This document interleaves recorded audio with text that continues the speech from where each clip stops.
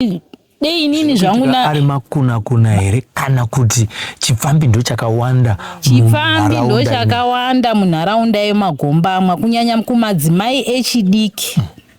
Vane varume vavo mudzimba umo vantori varoorwe vemunomusha, asi zvavari kubata munomusha zvinotonyadzisa. Muvillage munomu tingati nekuti nhau nhasi yaitwa naJafet Chinyere haasiri yazvitanga. Zviri kuitwa munomu zvinotonyadzisa. Taura ineni. Kunyanya vana vechidiki, vakadzi vechidiki vari kuroorwa mazuva ano.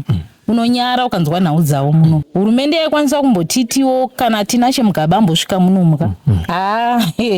Dzimba zhinji dzaiputsika nokuti vana vari mudzimba umu. Zviri kuitwa mudzimba muno. Gombamwa village rekwaGombamwa ranetsa. Mungade kuti zivisa kuti tiri munharaunda ipi kuno kwatiri uye kuno ndiani mambo anotonga mudunhu ratiri neri? Tutenda. Ini ndoitwa Zanele Chinyere. Ndini sabhuku Gombamwa. Tiri munzvimbo yaMambo Masembura Bhindura. Ndo mambo wedu vekunuko. Andiri, chatisvitsa muno inyaya yemakuna aitika munharaunda yamuri. Hatisi kuziva kuti iguwa chete kana kuti zvine chokwadi? Zvine chokwadi, zvinhu zvatoitika zvakaitika manhero apfuura. Ndakangozoona ndakatanga kufonerwa, pane mukomana akandifonera anonzi Elton, muzukuru wangu, mwana wanzvadzi yangu, achiti ndiri kumba kwe anonzi Esau Chinyere, mwana wanzvadzi yangu futi.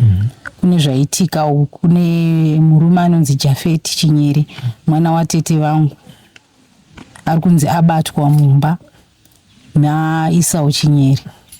Saka ini nguva yachona kwanga tokuma past 10. Vanangoti kuti ndibude mumba nguva ino semunhu wemukadzi zvakarema. Ndobva ndangorara. Kuma past 11 pakabva pauya vanhu vakasvika vari vatatu, iye Elton Chinyere na vanonzi Baba Collins na Lot Chinyere. Vakuya kuti vazonditaurira kuti chii changa chaitika. Zvikanzi zviri kunzi Jafet Chinyere awanikwa ari mumba maIsrael Chinyere, maEsau Chinyere. Saka zviri kunzi ivo kumatauriro avakaita, nekuti inini Esau wacho nansandamuona. Munhu wandakwanisa kuona makusena nhasi ndiye Jafet Chinyere. Saka ivo vakasvika vachiti uyu Jafet Chinyere ari kunzi anga achidana nemukadzi waEsau Chinyere. Zviri kunzi ivo vanenge vanga vachikomunicata nefoni. Saka uyu murume ari kunzi akati mukadzi akaudza murume wake kuti ndo zviri kuitika. Sekutaura kwavo vari kuti mukadzi anga akuti achifonerwa neboyfriend yake Jafet Chinyere, anga akudza murume wake zvese zvichiitika. Saka akaudza murume wake kuti ndo zviri kuitika, ati ari kuda kuuya kuno. Ndobva murume varonga zvokuti vamubate, rega auye. Iwo chipota uchitaura naye, achitaura naye achiudza murume wake kuti ati zvakati. Zvikanzi iwo chimunzwa kuti ini ndiri kubuda, ndiri kuenda kumanhenga, iye kuitira kuti auye kuno. Ndofunga ndo pavakafonerana here, kuti achiti huya kumba, uyu abuda. Uyu ndobva arevhawo mudhudhudhu wake kudhuze nekudhuze, zvazvokuti uyu anzwe kuti mudhudhudhu wabuda. Ndobva abudawo, ndobva anosiya mudhudhudhu wake waakasiya, ndobva adzokera. Mukadzi ndobva afonerawo, ndobva atichiuya. Zvikanzi kana wakuya unondisira please go, ndobva isa please go. Uya adzokerawo kumba kwake Esau. Ndobva vanoashedzawo Elton kuti huya kuno pane mbavha yandoda kubata, ndokutaura kwavakaita nezuro. Ndobva asvikawo uyu mukadzi, ndobva ati angatipinde mutsaka, pane tsaka iripo pamba pavo. Saka uyu ari kuti patazonomubvunza wamakuseni, murume ari kuti ndichingopinda mumba kudai, dhoo rakabva ravharwa. Kuvharwa kwakaitwa dhoo, varume vachibva vauya akanzi takubata, ndikudana nemukadzi wangu. Hanzi iye hanawo kukahadzi kana kurambawo, abvuma kuti zvese izvi chokwadi. Ndakamutengera line refoni, ndikamupa mari, vakamunenge vakambonetsana nemukadzi here pamashure apo. Mukadzi ndobva amboenda, kuenda kwaakaita ndakamupa mari yebhasi. Saka ipapo ndisingazivi kuti vanhu ava vanga vagara vachidana noti ari kuti kubva October. Saka ndizoti kubva October iyoyo mukadzi anga achingodza murume wake zvese zvanga zvichifonewa here neboyfriend, kana kuti vanhu vanga vachitodanana kudhara. Uku pamwe kwangu kutyawo murume kuti akuzviziva, handizivi zvangu. Saka ndonhau iri munomu muMagombamwa. Ndakasike kutanga. Kune imwe futi yakamboitika futi ikatombobuda futi panhau. yemumwe futi anonzi Give More Chinyeri mukoma waEsau wachona futi akapindira amai mumba akabatwa futi ari mumba maamai nina wababa achidana nawo naamai achiti vauya vanga vasingadana ine infect vaitoti ari kunditi ndoda kuuya kumba kwenyu avawo ndobva vati auya ndobva vamubatirawo mumba saka vamukoma nemunin'ina nhasi munin'ina ndiye abatirwawo mukadzi wake saka zviringoitika mufamily imwe cheteyo saka handizoti vachaitana sei nekuti ava uya uyu ndisekuru nemuzukuru uyu mwana waatete ada kutorawo ambuya saka handizoti muzukuru ari kushandisa senemu yekuti Chinyere kana ndisina kukanganisa senemu yakafanana kaye muzukuru neyasekuru senemu yakafanana muzukuru mwana akaitwawo naatete vachiri kuchikoro ndobva angorerwa muno mumusha ndobva angotoreswawo birth certificate rekuti Chinyeri. Asi mukunzwawo kwenyu mise hama dzenyu zvekare imi muri sabhuku muno zviri kureva kuti hapana nyaya kana dzepabonde dzanga dzati dzaitika asi vanhu vanga vachiri kudanana zvavo nekuburikidza mumafoni uye nekumbopanana mari dzebhasi. Iye kumubvunza kwataita zvimwe haana kukwanisa kuti anditaurire nekuti mwana watete vangu ndiri amai asi azotaurana naambuya vake ndo vazosara vakamubvunzisisa akati aiwa handina zvandakamboita naye tichirungopfimbana here kana ndanga chiringopfimbana kana kuti munhu haazotaure chokwadi chaicho ka zvine zvakutoda iye muridzi kana abatwa munhu ataure chokwadi anenge akutonyepa saka tisingazive kuti vakanga vachingofambidzana here kana kuti pane nyaya dzakanzi toripowo zvadzo. Iye mukadzi waEsau mambowana mukana wekuti mutaure naye munomuitani? Muroora zvikuru muzukuru mwana uyu Esau mwana wanzvadzi yangu. Saka mati maona mukana wekutaurawo naye? Handina kumbovaona vese nemurume wacho handina kunge nambovaona. Alright. Saka Japhet ari kupi? Japhet anogara kuSasuko kudhuze neko kwaEsau kwacho.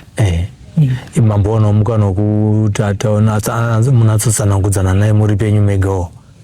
Tatawo ndokwandamukira makuseni ndanguti ndofuma 6 ndobva ndadzika ikoko. Ndikati inini kuti ndidzike kumba kwaEsau nekuti kuuya kwavakaita vachitaura vakati tauya kuzoudza mimi nekuti ndimamai vacho. Saka ndatanga kuti ndinotanga nanzwa kuna iye muridzi wenyaya haana kuramba nyaya yake ati chokwadi mama mhosva iripo ndatoipara mhosva zveshuwa handisi kuramba zveshuwawo iye ari kutaura kuti iye mukadzi ndiye akatanga kundikonza saka tisingazive chokwadi chachona kuti chiri papi kuti chokwadi here kana kuti kana dzanyaya dzakadai hadzichanatsobuda kana ipapa tichidzokerawo kumashure makuhwa anenge achitaura kuti iye mukadziwo waJaphet akambenge achinetsana nemurume wake mumashure nenyaya dzekungoti gumbo panze ndiye here mumwe chete ari kunzi akatemerwa bhasikoro rake nemudzimai? Uyu mwana wangu zveshuwa nyaya idzodzo dzakaitika.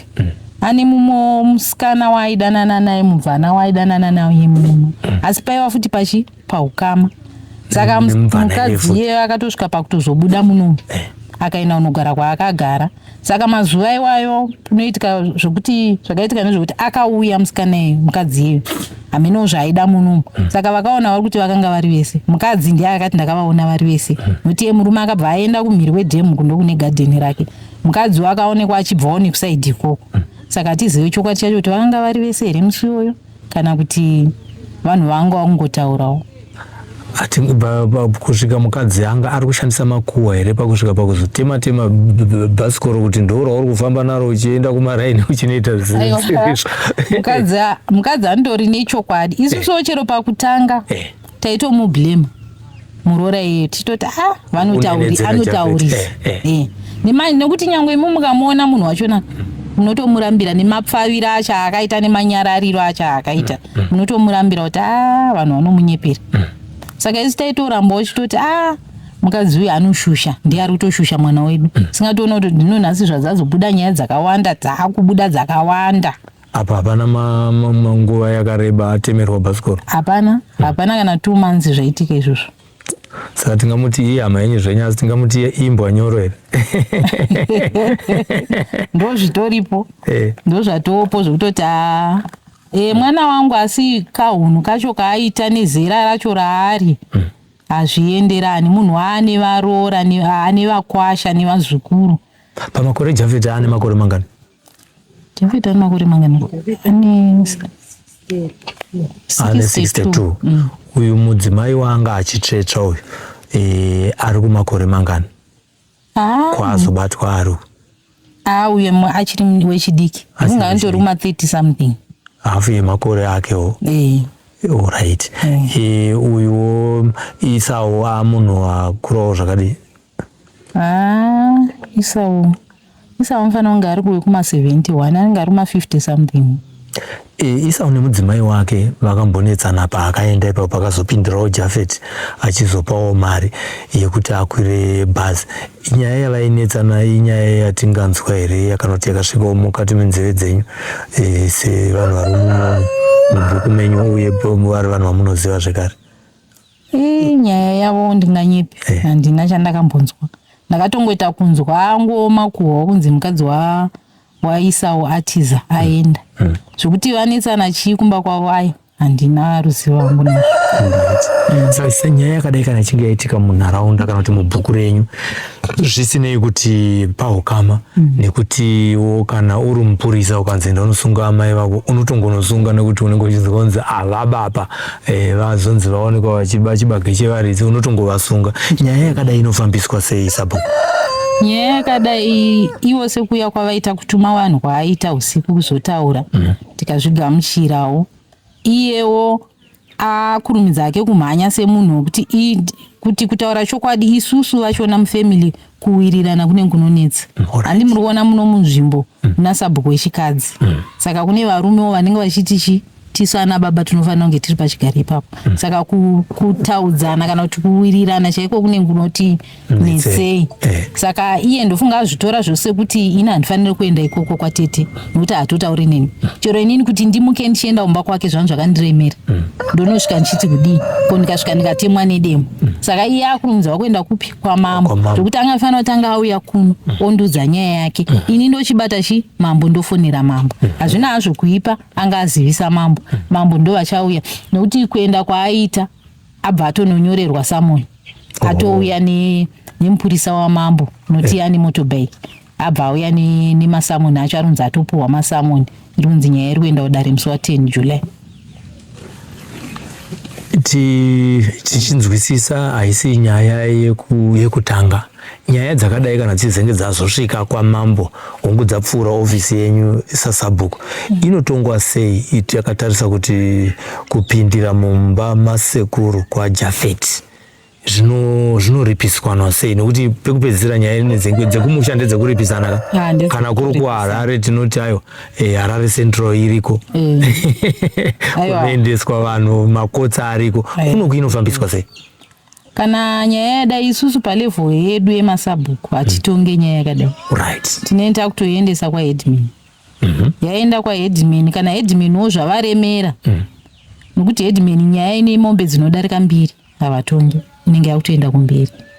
Saka zvaakuti ikanotongwa kwaheadmin vakataurirana, kana vasina kunzwisisana inenge yakuenda kumberi yoenda kudarira mambo masembura.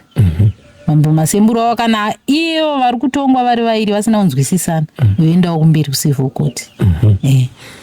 Sikuona kwenye inganyanyoenda kumberi nokuti Jafet ari kubvuma mhosva yake, asi pane kakurongerwa futi kekuti achibatwa asi asina mhaka yapara sekutaura kwaari kuitawo zvokuti ayo inonzi mhosva yachonaka ndeyekuzoti ayo pazoita makuna asi haana kuzoitika sekunzwisisa kwatiri kuita panyaya iri kutenderera paguhwa riri kunzikwa mubhuku munomu rasvikawo kwatitori kuHarare nevanhu vari munharaunda vanzwa kuti ndo zviri kuitika. Usingazive ipapo kuti mambo vachaitora sei, vachaitambira sei, nekuti inenge ine kakurongerana mukati.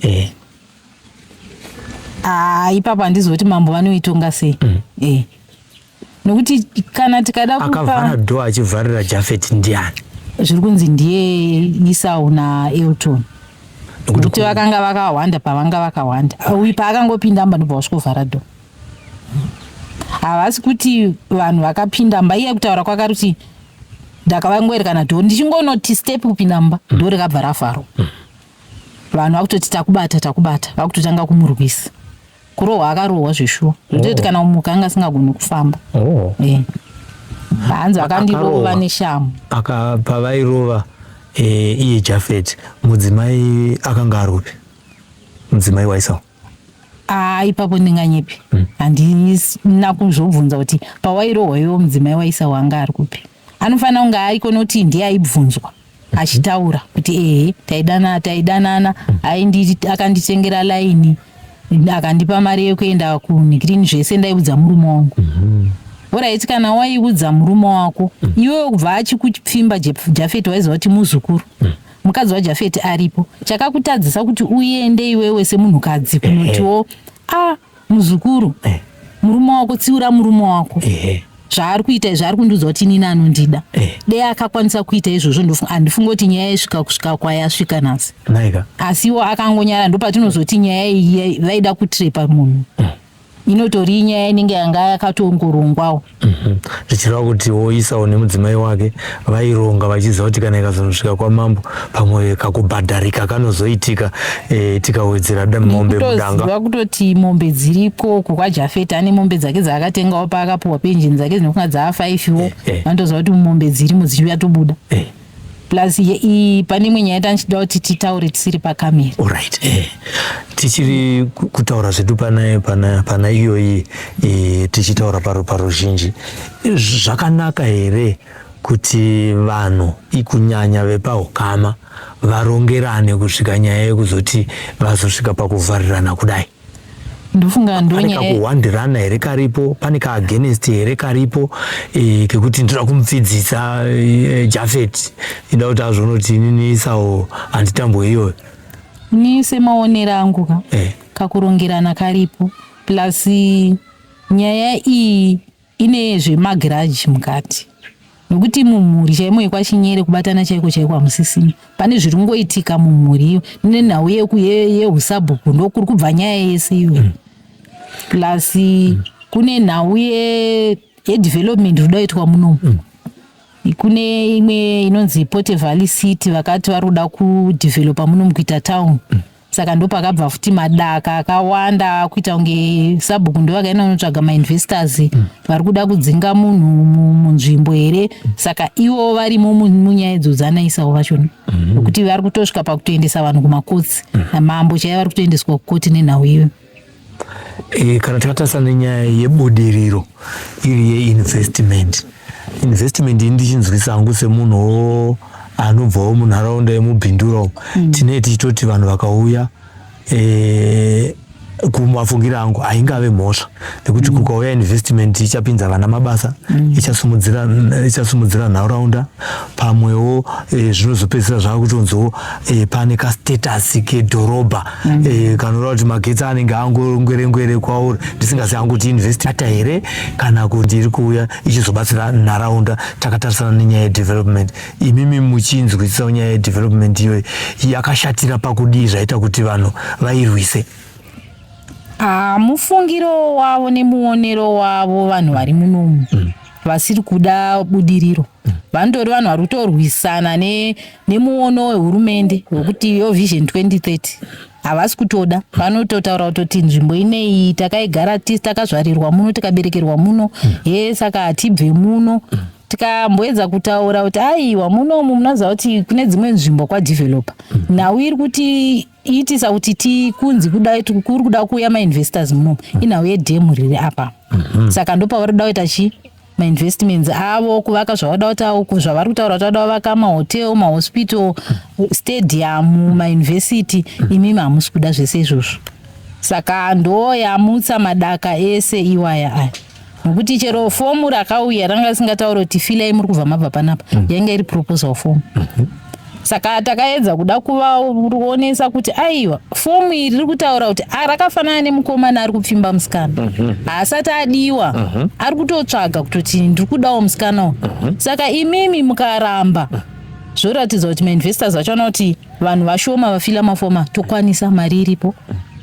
Saka imimi tikafila tese manje ndonyanaudza vasiri kuda izvozvo. Vari kutotaura kuti hatisi kuda. Alright. Haizi secret kuti mimi ndimi Sabhuku handiti uye tiri kutendawo uye tichitarisawo nyange nedonzvo rehurumende harichatarise kuti mukadzi here kana kuti murume. Urongwa kana uchingoti anofanira kunge achingopinda paSabhuku ndinhingi opinda. Imimi kuti musvike kuzosvika pakugara saSabhuku uye muri muSabhuku wechidzimai, zvine zvakaitwa nemurongwa wakafamba sei kuti muzosvika muchizogara varumewo varimo mumhuri menyu? Zvakaitika ndezvekuti baba ndo vakanga vari Sabhuku. Vakazorwara vakastroke. Vastroke vakatombozhidzawo mwana wavo mukomana mukuru wekwababa mukuru. Vakati aina ndichakwanisa kufamba. Iwe ndo wandaona uri mukomana mukuru kuti uchipinda pachigaro ichi. Vakabva varamba. Akaingwa mukomana mukuru ndiani? Vanonzi William Chinyeri. Vakaramba. Vakati aina ndikwanisi. Zvadaro baba vakazosvika pakustroka havachakwanisi nekutofamba. Kusvika kwamambo, mambo vataura kuti konekwa naDhiye vakati izvi nezvita kungoti vakambotanga panzinga kumboshanda sekretari akamira saSabhuku. Sekretari weya anga ane zvaanga akuitawo, akaenda kumameeting achauya achizopa feedback kuna Sabhuku. Kusvika vanzi ai takuda mwana wavo. Saka panopamba ndini ndakandigara nababa, ndini last born yavo. Mumba medu tiri vasikana 5 nemukomana 1. Mukomana ari kuUK. Saka vasikana vamwe 4 vanga vari kudzimba dzavo, ndinda ndiri panapa. Saka mambo vakazosvika pakuti mambo Masembura vakanga varipo kwete varipo izvinezvi. Vakati aripo iyeyo ngaachipinda panzvimbo iyoyo. Ndobva ndamboshanda ndakamira semutsoka dzababa kusvika Dhiye vazoti ngaagadzwe iyeyo aripo, nekuti zvino hakuna mwana anonzi mukomana musikana. Saka izvozvo ndozvisina kuvamirira zvakanaka. Kuti ndo pakatanga hondo zokuti mazogadza mwana wenyu musikana makagadzana muri vairi. Vakati ayo inini ndakangonzi ngaaite tsoka dzamambo, zvikazobva kumusoro kuti ngaachigadzirisa mapepa aripo wacho iyeyo achipinda pachigaro. Ndokugara wandakaita pachigaro ichocho. Mukupikisa vaive pamwe nepfungwa yatingati pamwe ipfungwa yakanaka inoita kuti vazoti aiwa vangasinga mazogadzana nemwana wenyu. Urongwa chaiwo hwavari kudawo ivo vaida kuti ani ave anogara, nekuti umwe akambotaurwa futi akamboappointwa ari mukomana akati aiwa ina handisi kukwanisa kumira muofisi iyoyi. Ivo vanotaura kuti imba yakanga ine ivo vari kuteedza zveyedzimba. Vakati imba iyoyo yakanga isingafanire kugadzwa Sabhuku, nekuti baba vaIsraeri ndo vakanga varipo. Baba vangu vanga vachiri kubasa vachishanda kumasvingo. Zvikanzi saka pavakazouya kwakazosarudzwa Sabhuku. Saka kwakasarudzwa mukoma wavo vainzi Titus Muringai. Bamukuru vakabva vati ina handikwanise kutonga vanhu nekuti ndine hasha dzakanyanyisa. Iwo munin'ina chipinda uchitonga. Ndokupinda kwakaita baba vangu vachigara pachigaro. Saka ivo vaiti Sabhuku waifanira kuenda mumba mavo inonzi kwaMuzanenhamo. Saka kwakazoitwa musangano nanamambo vakati imba iyi mati ndo iri kufanira kupinda panzvimbo yeUSabhuku. Saka ari kufanira kupinda ndanani mumba menyu muri kutaura kuti mune vakomana 3. Imba yaifanirwa kupindwa kuti aite Sabhuku. Mukomana wachona ari kubasa akati inini handizvikwanise izvozvo. Iye havana kundofunga vakamuudza here kana kuti handizivi kuti vakamuudza, nokuti ivo varimo muno ndo vari kutoda uSabhuku. Uyo ari kubasa kwakando nebasa rake riri pamusorosoro, hatingati taure zvedu. Akati inini izvozvo handisi kuda, handisa ndaakuda, ndichiri kutauni, ndichiri kubasa. Aripo iyeyo ngaashande, kana ndazouya kumushanda kugara kumusha ndozotora. Saka ndokupokana kwacho pakatozoita kunge kupokana neuyu kuti warambire here. Saka nyaya dzachona dzinonetsa. Aiwa zvinowanikwa munharaunda dzese maofisi waya maofisi anorwiswa zvakanyanya. Zvisinei tiri kukumbira kuti mugotitendera kuti tigonoona vacho vapariri vemhosva nevaparirwa kana makasununguka. aiwa tinokwanisa kusvika hedu. Tinotenda. Pahurukuro yataita pane zvimwe here zvamunofungidza kuti tiri muofisi yenyu yaSabhuku pane zvimwe zvasarira zvamungangoda kungozivisa kana kuchenjedza uye sekurayirawo zvekare vana vari kukura munharaunda ino tiri mubhuku rino rekwaGombamwa uyewo nemumhuri yekwaChinyere zvimwe vamwe hamuzokwanisa kutaurawo navo asi panguva inei munogona kungotaurawo mashoko enyu muchirungu yatingangoti wisdom ingade kungoti dai kuda kwenyu kana shungu dzenyu kuti tigare zvakanaka munharaunda ino maGombamwa tingagarisana sei zvakanaka.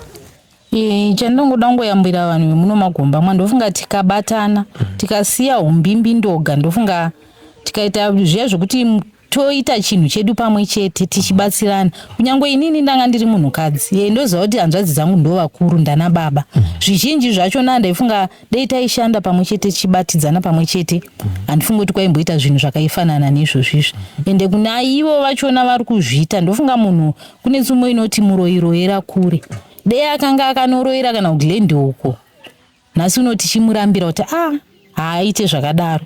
Zvinoti munharaunda imo munomu manyanya zvokuti dai hurumende yaikwanisa kumbotitiwo kana tinashe mugaba ambosvika munomuka dzimba zhinji dzaiputsika nokuti vana vari mudzimba umu zviri kuitwa mudzimba muno Gombamwa village rekwaGombamwa ranetsa ukaenda nhasi kana kumapurisa chaivo chaivo unosvika uzwanzi unosvika pakembe mapurisa achiudzana kuti iwe rega uita kunge munhu wekwaGombamwa usvike papi kana kumachechi vane mbiri vanhu vekwaGombamwa vane kakudherera kaiko kuti uyu munhukadzi vanoita kupima kudaiwo kuti uyu munhukadzi haana zvaanotiita. Saka ndofunga tikashanda tichidaro inini nezvino taimboshanda tichiremekedzana tichiti ava ndibaba iye hanzvadzi uyu muzukuru uyu ndiani uchiti kunyangwe ukava mutemo waimboedza kuda kuurerutsa. Saka unotoona kuti vanhu vachona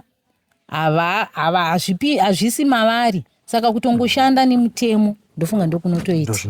Mataura nyaya yekuti dai tinashe Mugabe akawaniswa mukana wekuti ambosvika muno mubhuku rekwaGombamwa ndeapi makuna amungade kutsanangura ari kuita kuti kuuya kwaMugabe kuge kunozogadzirisa dzimwe nyaya nekuti zvinoratidza kuti kuna ana baba vari kuchengeta vana vasiri vavo kana kuti ana mai vari kuchengetesa ana baba vana vasiri vavo kana kuti makuna akaitika kubva hameno kubva pamunoziya nhoroondo kuti agone kuti achinzwa nhau iyoyi naiye anogona kuti ayo regai ndinogadzirisa vanhu kuti zvimwe zvinhu zvigone kugadzirisika kuti upenyu huende kumberi mune zvakanaka.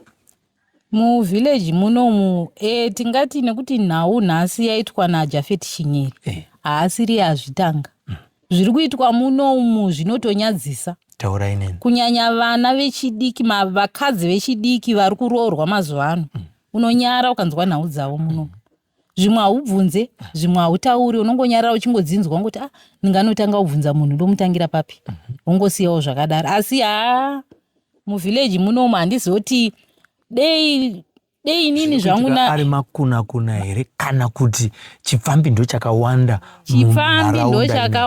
munharaunda yemaGombamwa kunyanya kumadzimai echidiki vane varume vavo mudzimba umo vanotori varoorwi vemunomusha asi zvavari kubata munomusha zvinotonyadzisa. Hazvitaurwe hatingazvitaure zvedu zvese pamberi pevanhu asi unonzwa kunyara ukadzinzwa dzimwe nyaya dzinoitika muno mumaGombamwa village unonyara. Vana ava varoorwa munomu vari kuroorwa nemazera akaita sei?